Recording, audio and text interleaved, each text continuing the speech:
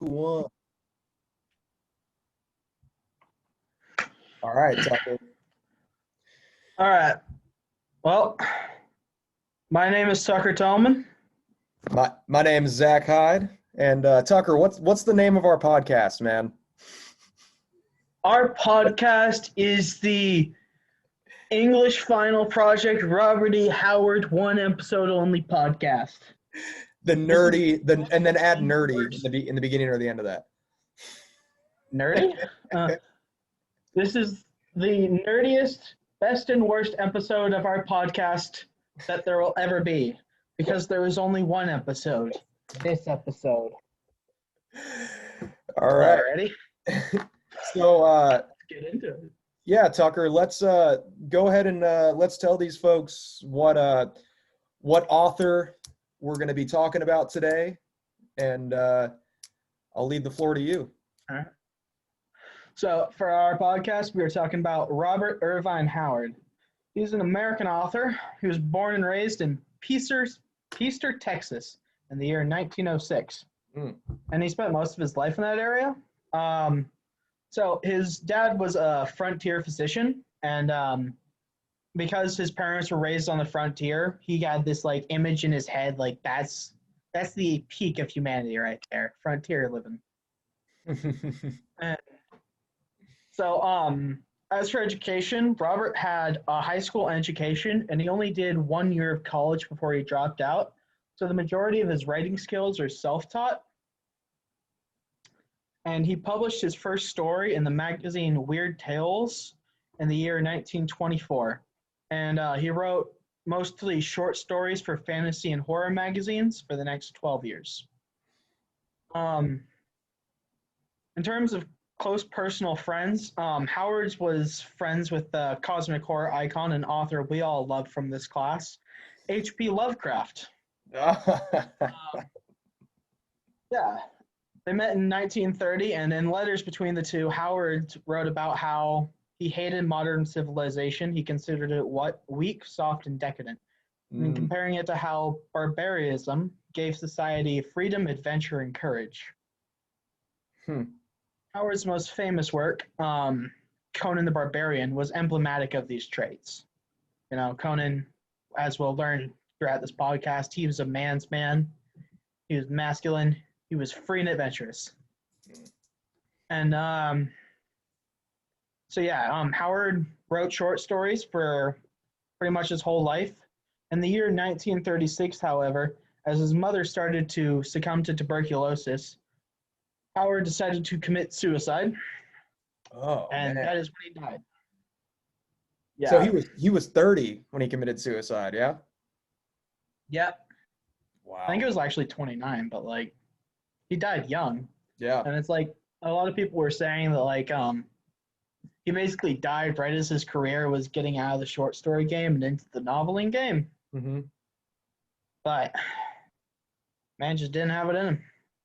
I mean, that's nothing wrong with that, but like, Yeah. no. So he left us with of course the legacy of Conan the Barbarian, right? Which unless you live under a rock, you know who Conan the Barbarian is, right? You've heard the name Yep. before. Um, Probably what's seen in the Arnold Schwarzenegger film. so so what's interesting, Tucker, though, is uh the genre that that Howard created, right? And what is that's called the sword and sorcery, right? Oh yeah. So Yeah, Howard tell us was the about that. pioneer of yeah. So Howard was this pioneer of this genre called sword and sorcery, and so basically, um, sword and sorcery is a subgenre of fantasy that includes elements of sword and sorcery. So it's like um, it's about this sword wielding heroes going on epic quests, and then it contains consistent tropes that separate it from other fantasy genres. And so sword and sorcery conflicts are very contained. Hmm. They focus on the protagonist, the evil bad guy who's trying to kill him, some supernatural evil monster and the damsel in distress that he's trying to save and woo over by the end. So, okay. So that's sword and sorcery, but you know what actually, correct me if I'm wrong, but this kind of popped into my head. I want to know what you think. Would say Lord of the Rings, like Tolkien's Lord of the Rings, would that be considered a sword and sorcery? So Lord of the Rings has swords. Lord of the Rings has sorcery, but Lord of the Rings is not a sword and sorcery. Because like when you think about the plot of Lord of the Rings, Lord of the Rings is about this epic quest to like against good and evil. It's like Mhm. this journey to Mordor, and it's like you got to defeat Sauron, you got to save the entire world, and it's like sword and sorcery, and especially Howard's sword and sorcery tales, they're much more contained. You're not saving the Right, world, like you're saving yourself, and you're saving the girl, and you're getting the prize. right. Okay. Okay. And Well, then so, there we go. That's the that is why Lord of the Rings is not of the sword and sorcery genre. yeah. Okay. So And so, so so we know, okay, Howard, he died young. He was the pioneer of the sword and sorcery genre, right? He was the people credit him with its creation. So between you and I, we've read four of Howard's short stories, right? I myself read the Devil in Iron and the Pool of the Black One. yeah. And remind me, please, which stories you read? I read Zoothal of the Waste, or as it's also called, what is it also called? Oh no, it's not Zuthal of the Waste. It's Zuthal of the Dusk or the Slithering Shadow. Hmm. And then I also read the book that was in Supernatural Tales, Old Garfield's Heart. That's right. Okay.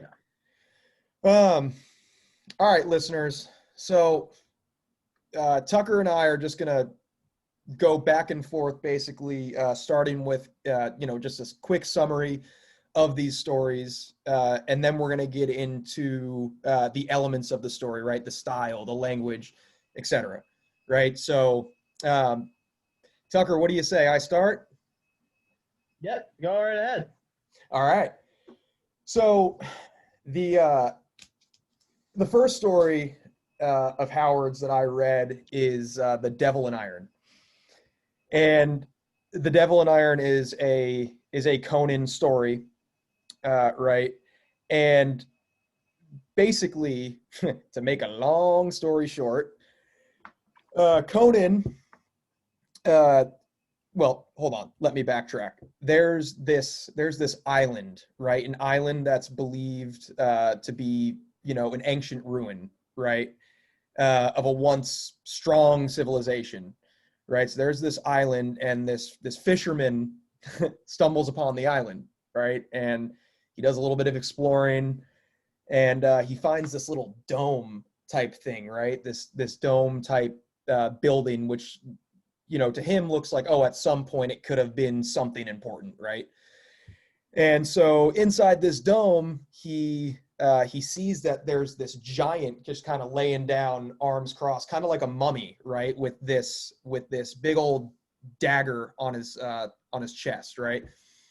And so this fisherman, uh, you know, looking at this dagger, goes like, "Ooh, I want it," right? And he tries Oh, to take it, right? And I foresee this ending well for him. yeah, no, it didn't end well, Tucker. So the giant woke up and snapped the fisherman's neck. Right there we go. Right, so there's the already pretty crazy beginning to this story. I was shocked by that first little chapter, right? Um, and and then what happens, right, is we kind of jump from this neck snapping incident, right? We jump to a kingdom, right, where this king is thinking, man, like uh, Conan and his barbarians are I guess kind of like a thorn in this guy's side, right? Like he doesn't he doesn't like the idea of them. He doesn't like the idea of Conan, and he's threatened by Conan most definitely. And so basically, he wants to figure out. Oh, he tries to figure out a way to kill him, right? And so, um, oh, good lord, hold on, people. Sorry about that. Hold on. Boop. You still with me, Tucker? Yep. Hold on. I'm sorry about that. Technical No difficulties, problem. folks. All right. So, good Lord, I lost my train of thought. Okay, here I am.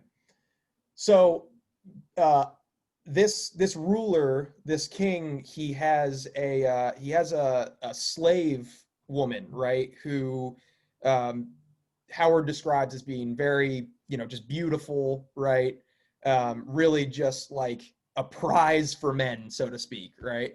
And so he plans on kind of luring Conan to this island, with using this woman as bait, essentially, right? In hopes that Conan is gonna, lose sight of all, of everything and just chase after her and not think about the possible consequences, right? So they uh, they get to this island, right? Um, and Conan shows up there as well, right? And so Conan kind of is looking around this island, right? And he stumbles upon this same dome, and he notices that this creature, right, this giant, is out, right? This giant's out. So basically, this giant has kind of resurrected this city, back from ancient times, and Conan is kind of walking through this city and notices that, everybody is kind of alive that used to be there, but they're not really there. So this whole city is just kind of resurrected because this giant has awakened, basically. And to make matters worse, this giant has kidnapped uh, the slave Octavia, right? So as is normal with any of Howard's, Conan stories, Conan and this giant meet, they clash, they fight. It's an epic battle. Um, the giant runs off because Conan is able to, fight him off for long enough. And the giant goes and wreaks havoc on the rest of this king's army and the king himself that wish to kill Conan here in the first place. So it's kind of ironic that everybody else ends up getting killed by this giant except for Conan, right? And so yeah, there's this epic duel between Conan and the monster. The monster demolishes the forces that were there to kill Conan to begin with. Um, Conan, at the very end, right, manages to grab this magic dagger that was on top of the giant in the beginning of the story, right, and he kills the giant with this dagger, right, the only thing that can actually kill this monster. So Conan kills the giant, takes the girl, says, "You're coming with me," and they leave. I kid you not, man. That's the story. That's the story, right? So, of course, Conan gets the girl, right? Conan gets the Does girl. the girl want to go with Conan? Not really. And you know what? That's actually characteristic of uh, a lot of Conan's interactions with women. Um, he doesn't really seem to care about consent. Uh, he Yeah. Quite the So, hero we made, Howard. it's funny, but it's not funny at the same time, right? Yeah. So yeah, that's the Devil in Iron. What do you think some of the themes of the story is? You said that like his main human antagonist is like a king. Do you think that like there's something about that? Because Conan's like a barbarian, right? He doesn't Well, have a king. yeah. So we know that a common theme in Howard's writing is this disdain of, for authority, right? So this king is threatened by Conan, whether it be just Conan's prowess as a warrior or his ability to lead. Right, we're not exactly sure what it is about Conan that makes this king want to kill him, other than the fact that this king is just like, he's a barbarian and he deserves to die. Right. But yeah, there's absolutely this.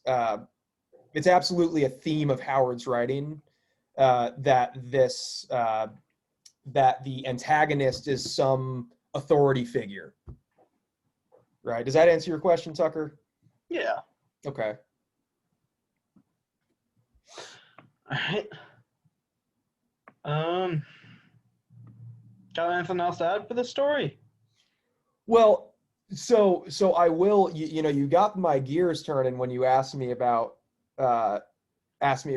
how the antagonist is related, like how the antagonist is a theme, if I see any themes with antagonists, right? And I will say that a lot of, I can tell you, for at least for the Devil in Iron and for the Pool of the Black One, um, fallen civilizations is also is a common theme in Howard's writing, right? Because again, in the Devil in Iron, right, this this giant, right, was basically the the gatekeeper of this ancient civilization, right? So as soon as as soon as this giant, this monster was, awakened from his eternal slumber, this entire civilization just kind of comes back, right? It's as if nothing ever happened, as if the civilization never fell. Um, and so yeah, Howard's definitely fixated on fallen civilizations and like going through, he likes describing ancient ruins, right? That's very, very common in Howard's writing. Um, and lastly, again, Tucker, I'm sure you can attest to this. Uh, the theme of the self-made man, right? Being a master of your own destiny. Conan doesn't let anybody tell Conan what he's gonna do next, right? Conan does what Conan's gonna do. Um, so yeah, that those are really the themes. Oh, and of course, well, you know what, Tucker, we'll talk about this other theme. I don't want to give it all away at once. We'll talk about this other theme I don't want to mention right now, but we will touch on it because I want our listeners to, I don't want to give it all away on the first go, right?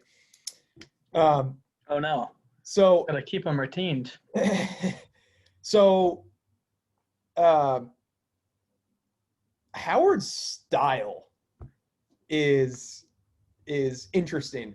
I personally like it, Tucker. I mean, I don't know what you think, but I can tell you that I kind of feel like I'm reading a comic. Yeah, I definitely feel like he has just a great way of putting action into words. Right,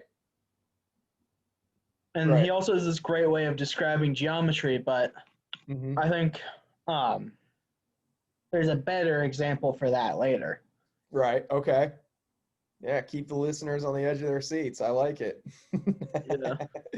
um, since we're on the topic of his, of his style, of just Howard's general style, something that I actually learned in kind of researching his style and trying to understand it is he uses something that's known as hypermodification, right? So and again, this is news to me, but hypermodification is described as a single word having multiple modifiers, right? So, for instance, this is out of The Devil in Iron, describing a blade. Howard describes it as the saw-edged crescent blade, right? So saw-edged crescent blade. This didn't really, until I knew what hypermodification was, this didn't really kind of click with me. I didn't really notice it. But I think it really, really is a good way to help the reader visualize an object that he's trying to describe, right? Saw-edged crescent blade, right? As opposed to a saw-edged blade, right? For the crescent blade. A saw-edged crescent blade, I can picture exactly what that looks like in my mind. So that's just a little fun fact about Howard's style, right? Is he used a lot of hyper modification, and of course his language, right? His language, and we kind of touched on this before, but his language, he really likes to like hang on to certain words, like Tucker, you pointed this out, vitality. Oh yeah, he loves the word vitality. I think he uses it like at least twice in every story I read. Right, same here. And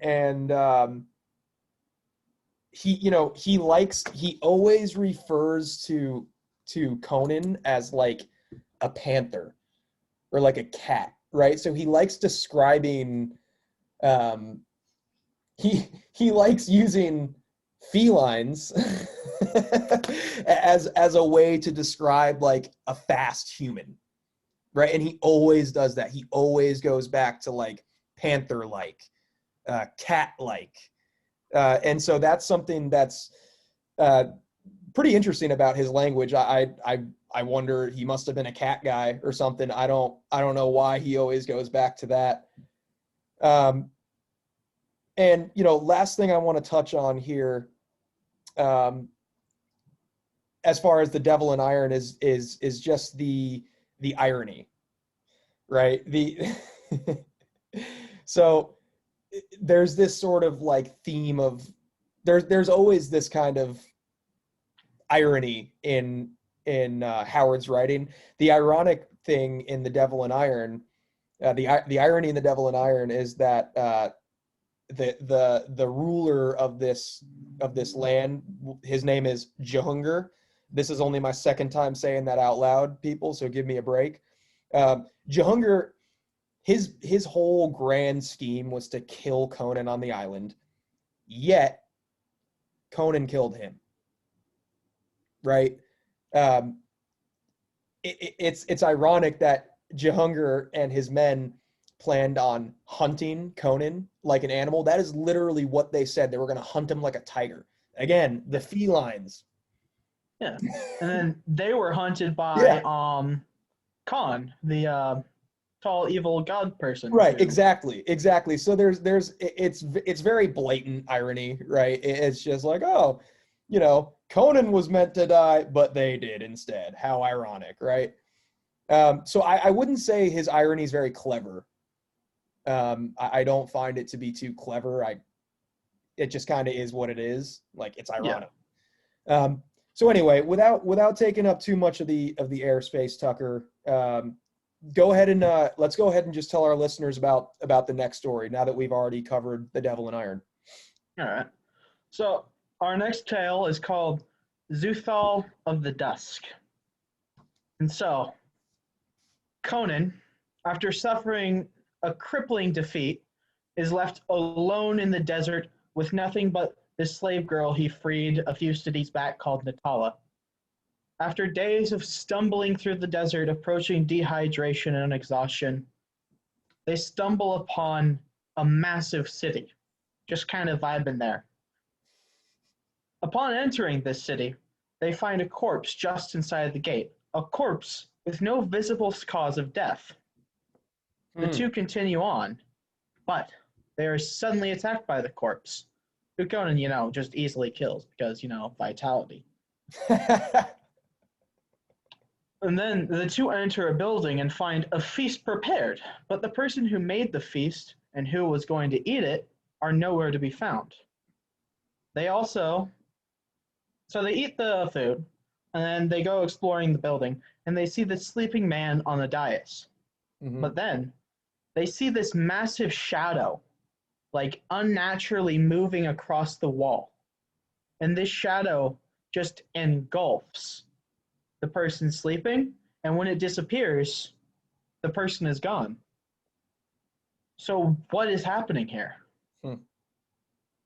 Why are there dead people walking? What is the shadow? Let's find out.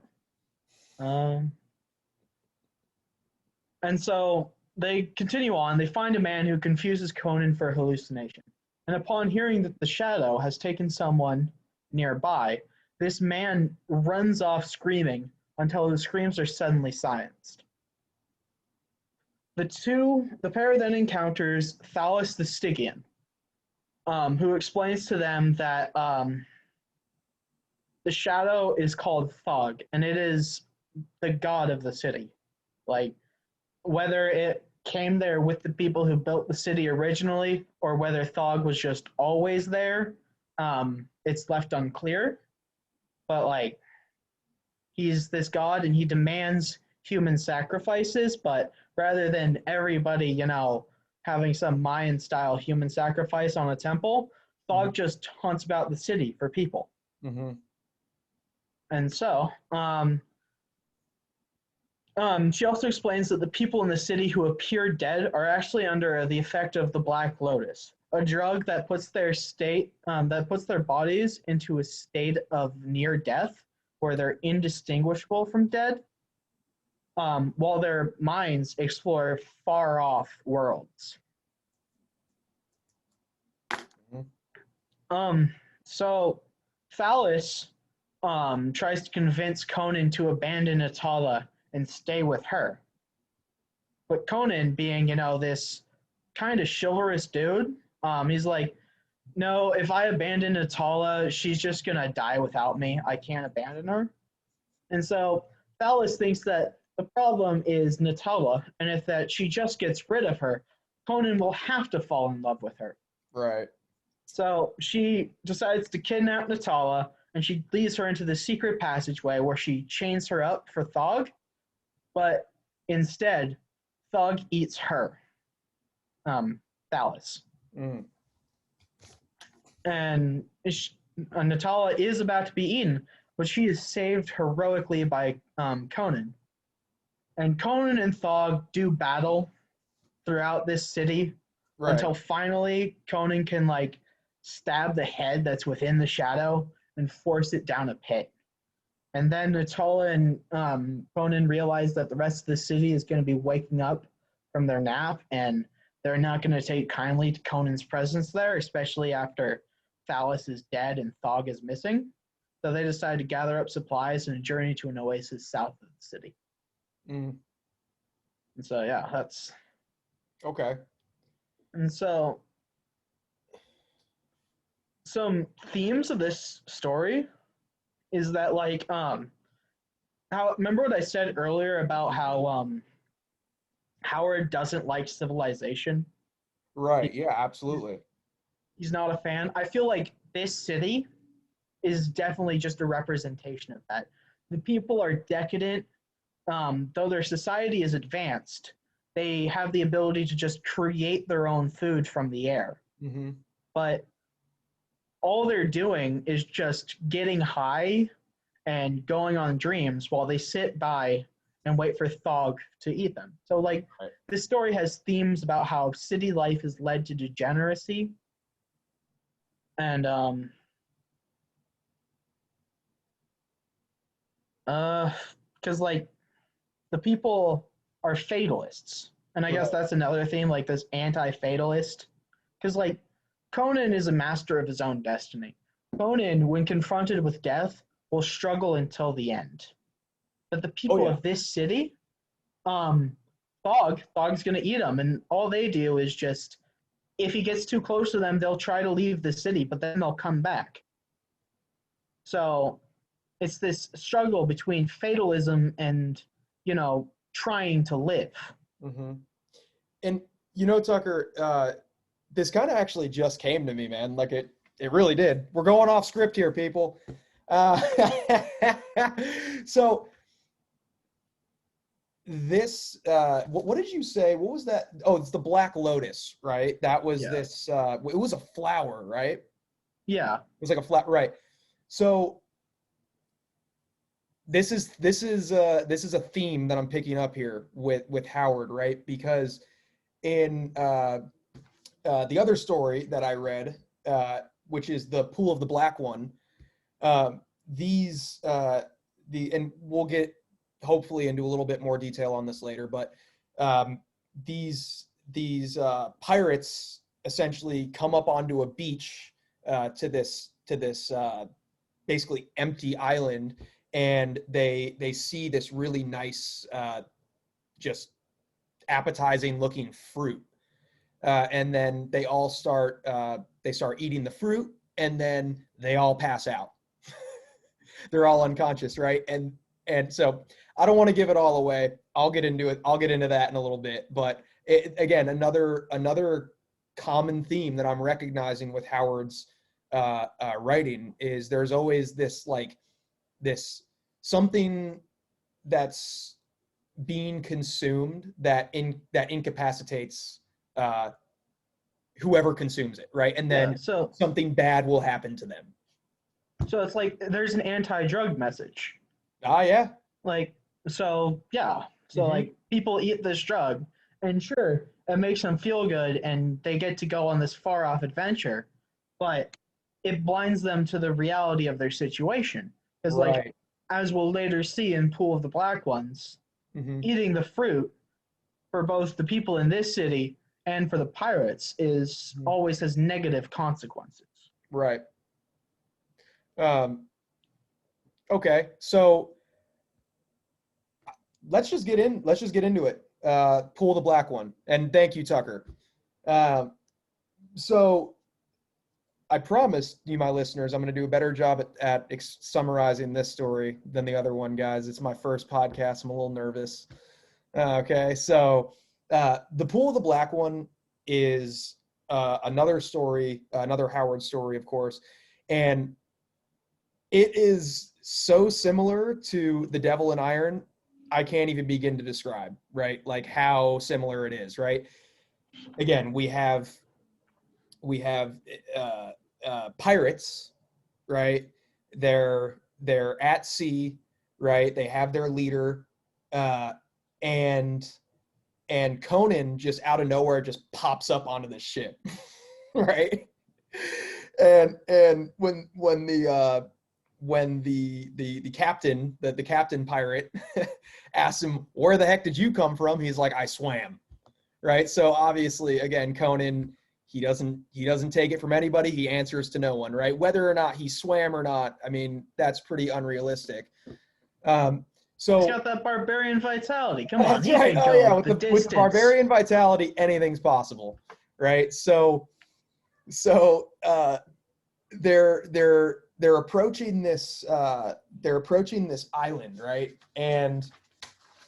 Um and once they get onto this island, right, they get onto the beach, and um the pirate, like the leading pirate, kind of like wanders off into the jungle. So we'll call it a jungle, right? He wanders off into the jungle, and he again, this pirate leader has a slave woman that's that's supposedly very attractive, right? As he describes her as having voluptuous contours. Okay, words of Howard, voluptuous contours. So this lead pirate says to this slave, "Hey, you need to stay on the ship. Don't leave under any circumstances," right? And so at this point, Conan had already kind of made friends with the crew, right? Because Conan's a man's man, right? The crew was like, "Yeah, I like this guy. He's strong as an ox, and he's with us," right? So at this point, the crew doesn't really notice, or they wouldn't really think anything of Conan following the captain into the forest, right, into the jungle. So Conan follows this guy in, right, and finds him dead, right? Finds him dead, and so No, he kills him. he did kill him. Yeah, no. It's what's her name? The slave girl that finds him dead. Oh, that's right. Sorry, people. So Conan kills this guy, right? Kills the leader, right? And His name is Zaparvo. I was afraid I just couldn't pronounce it, right? Zaparvo, right? So Conan kills Zaparvo, and then he finds and he notices this like pool, and he once he notices this pool, he sees these creatures, right? These long, super tall, hideous looking creatures with freaking talons, and they have a little boy, right? And these creatures drop the little boy in this pool, right? This like pool that's described as like a green, dark green murk. Just really, it's a really ominous scene, right? And basically, once this boy is dropped into the pool, he turns into what do you say, petrified stone or Yeah, so petrified bone? and he shrinks like. Right. Right. He Yeah. shrinks. So we know that the power, this pool has power to just shrink you and turn you into petrified bone, right? Yeah. Or what looks like petrified bone. And so again, we already kind of know what's going to happen from here, right? These creatures, Conan's spying on the creatures, wondering what he should do, right? They spot him. They get into this crazy, battle, this crazy fight. And these creatures, once he kind of breaks away from them for a minute, he notices that they go on back towards the beach because they I'm sure assumed that someone was with Conan and that they must have eaten some of this fruit, right, Tucker? Yeah. Just like in the story that you summarized, right? Yeah, They find this fruit. They're all unconscious, right? So these creatures are dragging these guys back to the pool, right? Yeah, the crew members of the ship, right? Right. Yeah. They're And they dragging. also kidnapped Sancha, the slave girl. Right. So they kidnap Sancha, right? And so basically the rest of the story goes, Conan devises this plan. He saves Sancha first off. He saves Sancha from one of the creatures that was, holding her essentially, right? He saves her, right? Saves the girl, obviously. And then he says, "Hey, I'm going to distract these creatures. I want you to arm all of these guys and just tell them that they got to fight and try to wake them up," right? So he devises this super heroic plan. He takes these creatures on a wild goose chase, right? Does some epic stuff, and at the end of the day, they make it back to the ship, right? They make it back to the ship, and this black pool essentially shot all the water and all the contents of this pool shoots out of the pool and then starts chasing them right into the ocean, even as they're running back to the ship, right? And now Conan says to the crew, all right, y'all, you're my new crew. Let's go make some money, right? And basically, right, he's just like, this kind of stuff happens. Don't worry that like 3/4 of the crew just got killed by these creatures that, you know, we've never seen anything like this before, right? And he just brushes it off. He asks the girl for a kiss, and she's like, what makes you think I want to kiss you right now, right? And she, you know, he smacks her rump and just says, you're mine now, woman, right? And there you go. Again, not really much variation in Howard's, at least in Howard's Conan tales, right? It's pretty much the same song and dance. Whew. Tucker's better at summarizing than I am, people, so just remember that. Really? I thought my summary was terrible. Hopefully you, the audience, you know, you're not just sitting there going, what the heck did they just say? I hope we did it some justice. Yeah. No. So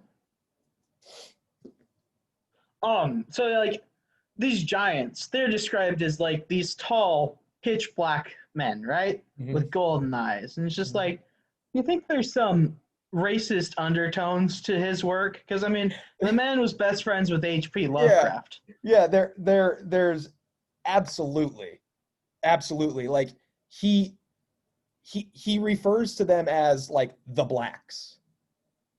Right? And then when you're reading it going like the blacks did blank blank, and you're like, huh, that doesn't sound very good, right? So it's almost like this guy, like there's a million, like he could have said the monsters did this, and this, like, or it's just like the giants. Yeah, like, something, right? And so yeah, I do think that it's a bit racist, and and his association with H.P. Lovecraft doesn't really help his case, right? It's kind of like, okay, so you probably are a racist, right? So his association with H.P. Lovecraft definitely doesn't help, you know, in the argument against him being a racist, right? Definitely doesn't help. Yeah. Are there any like themes you noticed that are unique to this tale? So it, you know, not I mean, really, the only theme that's I think unique to this tale, as opposed to you know, that we don't really see in The Devil in Iron, is that basically Conan is the it's I think it rides the coattails of disdain with authority, right? But also this would you say is would you say his name was again? I'm sorry, Zaparavo. Right? Zaparavo. All these, I'll tell you what, Howard does not make it easy to remember his freaking characters' names, dude. They are weird. Yeah. So Zaparavo, right? It's this kind of like power struggle between an unjust, you know, tyrant, right? Which Zaparavo definitely was. And Howard even refers to Zaparavo as an autocrat in this story, right? He refers to Zaparavo as an autocrat, and he's saying that Zaparavo's poor treatment of his men is what's ultimately going to be his downfall, right? It's what's ultimately going to be how he loses everything, right? And so I think that this is also like a theme of like disdain for autocracies, like disdain for an absolute ruler, right? Because Conan, once he takes charge at the end, he's not just like, all right, you dogs, like get to work. He's like, yeah, like let's do this. Yeah. Like let's go plunder, right? So the transfer from an autocracy to a kind of like more unified democracy is I think a theme that's, you know, that isn't in The Devil in Iron, right? That is unique to the Pool, the Black One. But again, it all I think stems from his his theme that we already know, which is just a disdain for authority in general. Yeah. And I think something about his writing style in this book, because like I skimmed it, I didn't really go into depth, but I kind of noticed this book has some very just heavy and obvious foreshadowing, right? Mm-hmm. And so like there's points where he basically just tells you everything that's going to happen later. Right. And so that's just like something I picked up from his writing style, that he likes his foreshadowing. And he likes it so that way you go into these tales, and from the first chapter, you're gonna get the general vibe of what's going on in the rest. Well, right. And you know what, man, that's a really good point. And I know we actually touched on this. Here we go. We actually touched on this earlier, right? But for you guys, the listeners, just to kind of solidify,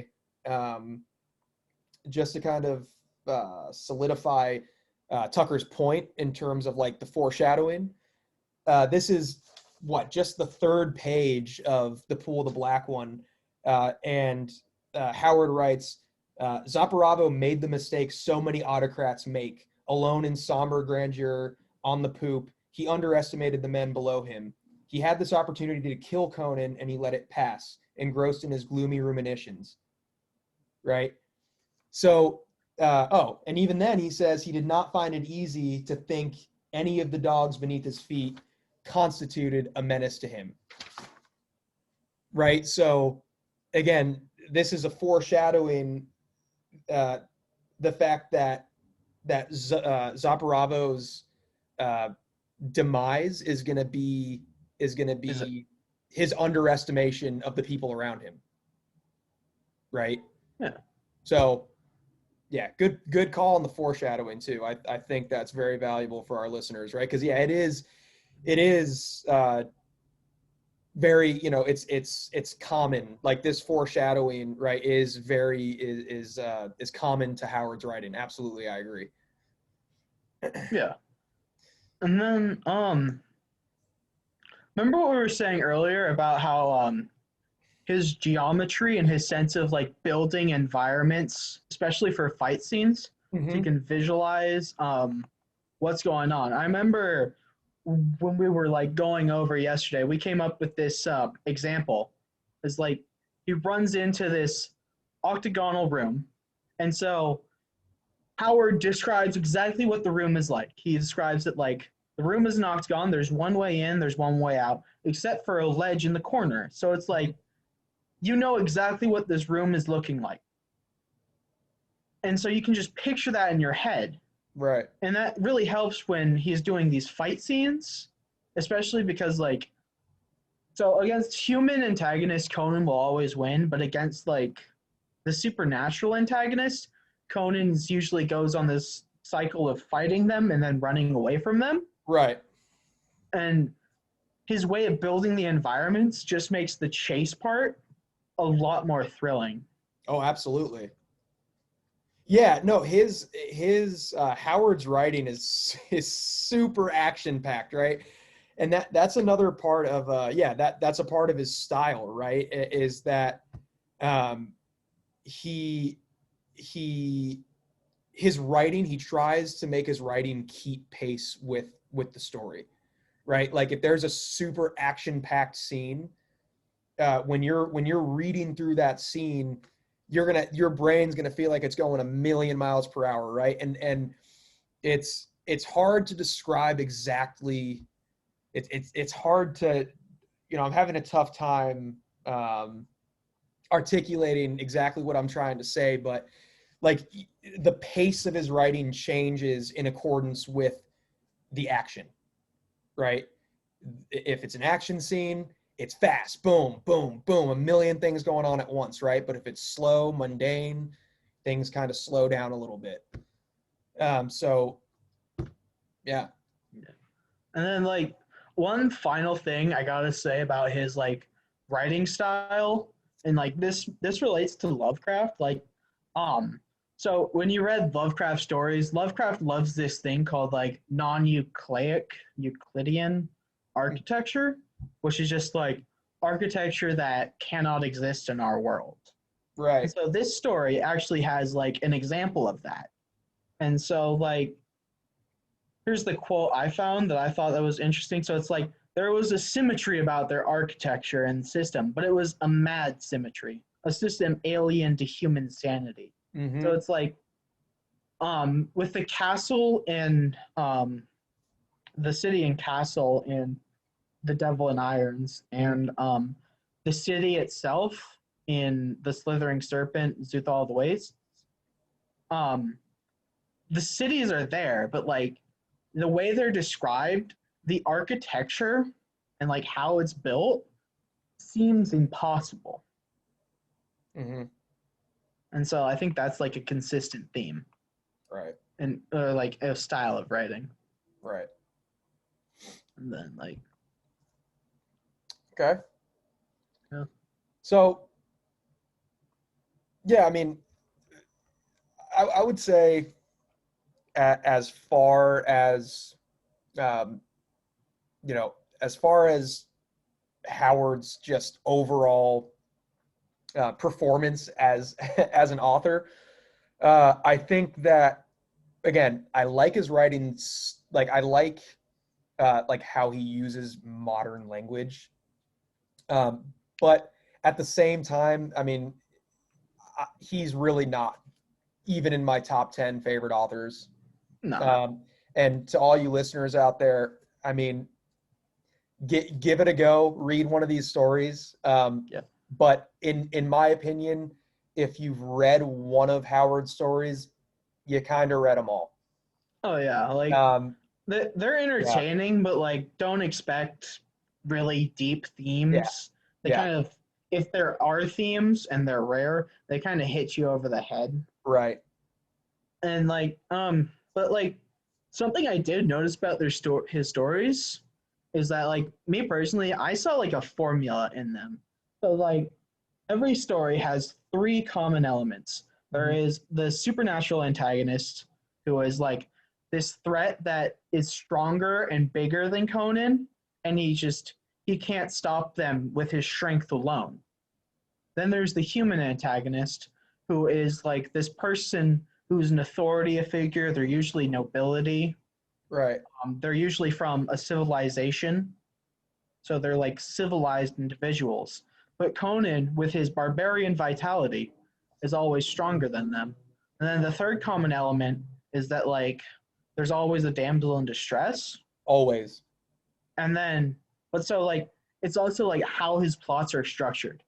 The human antagonist is always what draws Conan into conflict with the supernatural antagonist, and the human antagonist is usually the owner of the girl, who's always pretty much always a slave or like Yeah. person who needs to be freed. He's pretty sexist, we could say. Yeah. And so like yeah, there's this formula. So like Yeah. in the first two stories, Zaparvo and the King in The Devil in Irons Yeah. and Full of the Black Ones bring Conan to the island, which is why Conan has to fight the guys. Right. Zatal whatchamacallit, Thalis from Zuthal is what kidnaps the girl and brings them into the waste. There's this like formula of reoccurring like plot structure Mm-hmm. that I found to be like consistent between the three. So like again, if you've read one, you've read them all, because Right. take you take out the characters, you replace them with new fancy names and some new racist caricatures like Zuthal the Wastes. The people are described as being vaguely like Asian, with Yeah. yellow skin and slanted eyes. And then I think that like even in Devil and Irons, there's a racist depiction, but like there's always the inhabitants of the islands who are some kind of caricature. Right. Right. Yeah. Okay.